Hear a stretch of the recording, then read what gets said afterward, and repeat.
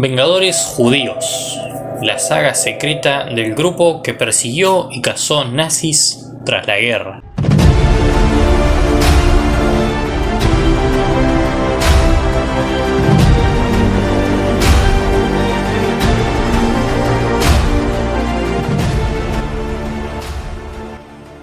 El plan era terminante: matar a 6 millones de alemanes, uno por cada judío asesinado durante el Holocausto, e iban a intentar dos programas: cortar los suministros de agua de las principales ciudades de Alemania y envenenar con arsénico a miles de ex jerarcas nazis. El grupo Nakam, que significa venganza en hebreo, conformado por judíos que habían sobrevivido a los campos de concentración, tenía un objetivo claro y quería venganza por los crímenes cometidos por el Tercer Reich durante la Segunda Guerra Mundial. La organización, ideada por Ava Kovner, estaba compuesta por alrededor de 50 conspiradores, entre los que había exmiembros de la resistencia judía y partisanos que habían luchado contra los nazis desde en el gueto de Vilna en Lituania y desde los bosques cercanos a la ciudad. Después de la guerra, en 1945, las guerrillas se reconstituyeron en Bucarest, Rumania, y adoptaron el nombre del Nakam. Sus miembros sentían que muchos de los partícipes del Holocausto no habían sido castigados por sus crímenes, dado que para poner en funcionamiento esa gran maquinaria de exterminio se habían necesitado miles de personas: operarios, vigiladores de campos de concentración, administradores en los guetos, conductores de trenes que transportaban a los campos, todas partes necesarias del engranaje que organizó la máquina de exterminio nazi. Para este grupo de la resistencia judía, todos los colaboradores eran culpables y cada uno de ellos debía recibir venganza. Entonces se dispusieron a rastrear y planificar la ejecución de sus torturadores. Habían visto morir a sus padres y hermanos, habían presenciado cómo se intentaba destruir su identidad, y al final de la guerra veían cómo sus carceleros quedaban libres. Varias de sus historias fueron reveladas en el documental de 2018 de Avi Mercado Etedgi, Vengar el Mal. Les voy a dejar igual el nombre ese en pantalla, donde algunos de sus protagonistas se pronunciaron sobre su accionar. El objetivo era uno: matar alemanes tanto como fuera posible, describió en 2016 Joseph Harmatz, un miembro del movimiento, en una entrevista. Harmatz era lituano y tenía 21 años y habría sobrevivido al gueto de Vilnius. Además de ser testigo del asesinato de sus abuelos, sus dos hermanos habían muerto y su padre se había suicidado, y él mismo, como prisionero, había sido obligado a quemar los cuerpos de las víctimas del nazismo. He visto a ancianos judíos con la cabeza abierta por una bala, con el cerebro desbordado, a una joven y a una mujer abrazados mientras los mataban, y a una madre sosteniendo a un bebé mientras ambos eran asesinados, narró Harmatz.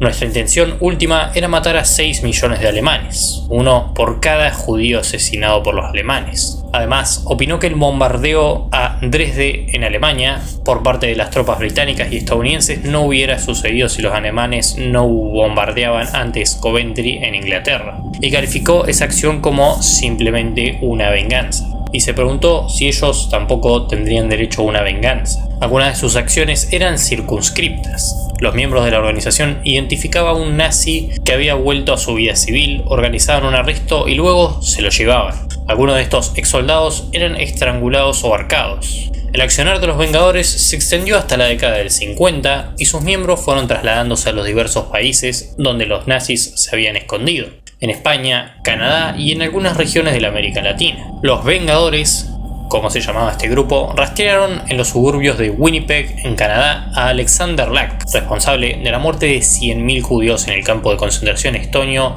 de Yagala. Entonces planificaron su asesinato. Esperaron a que la esposa del ex nazi se fuera de viaje para increparlo. Lo confrontaron y le permitieron que se suicidara con una soga. Elkins cuenta que ex nazis de alto nivel fueron encontrados muertos en zanjas al borde de rutas, como si hubieran muerto en accidentes de tránsito. Otros terminaron en accidentes automovilísticos provocados por misteriosas fallas mecánicas. Incluso un alemán de alto rango de la Gestapo estaba esperando en una cama de hospital para una operación menor, cuando de alguna manera entró queroseno en su torrente sanguíneo. El objetivo: envenenar a millones de alemanes a través del agua. Las venganzas no estuvieron dirigidas únicamente a los jerarcas y militares del régimen liderado por Adolf Hitler.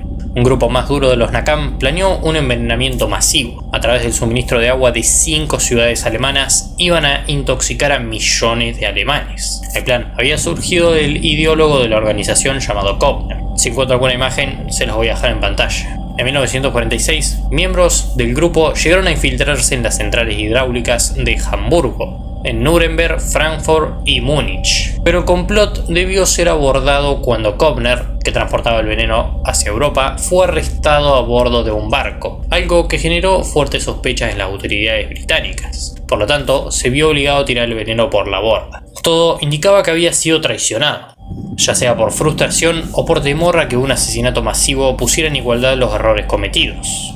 El plan nunca se llevó a cabo. Tras ese fracaso, el grupo no se detuvo y buscó implementar otro, más acotado y puntual, pero multitudinario y letal: asesinar a 12.000 oficiales de la SS que habían sido capturados y se encontraban en el centro de detención Stalag 13 en Nuremberg. Iba a ser un golpe maestro y estuvieron muy cerca de concretarlo. A mediados de abril de 1946, los Vengadores averiguaron que el pan para los detenidos del centro era suministrado por una sola panadería. Entonces decidieron infiltrarse. Ari Distel fue el encargado de llevar adelante el plan. Según él mismo contó en unos videos grabados para el Museo Conmemorativo del Holocausto de Estados Unidos, Distel consiguió el empleo en la panadería, luego se sumó Harmatz y desde ahí lograron llevar adelante el programa. Los Vengadores consiguieron el veneno y comenzaron a contrabandearlo al interior del edificio de la panadería. El 13 de abril, 3 de los miembros del grupo ingresaron al edificio y pintaron 3.000 hogazas de pan con una mezcla de arsénico y pegamento. Si bien hay varias suposiciones de si el veneno funcionó, el 20 de abril de 1946, The New York Times informó que 1.900 prisioneros de guerra alemanes fueron envenenados con arsénico en su pan a principios de esta semana en un campo de Estados Unidos, y todos están gravemente enfermos. Si bien no se estima que no hubo ninguna víctima fatal, los miembros del grupo NACAM aseguraron años más tarde que sí hubo muertes, pero no se quisieron informar. Después del ataque, Harmatz, Distel y el resto de los Vengadores tuvieron que huir rápidamente. En la frontera de la entonces Checoslovaquia, fueron recibidos por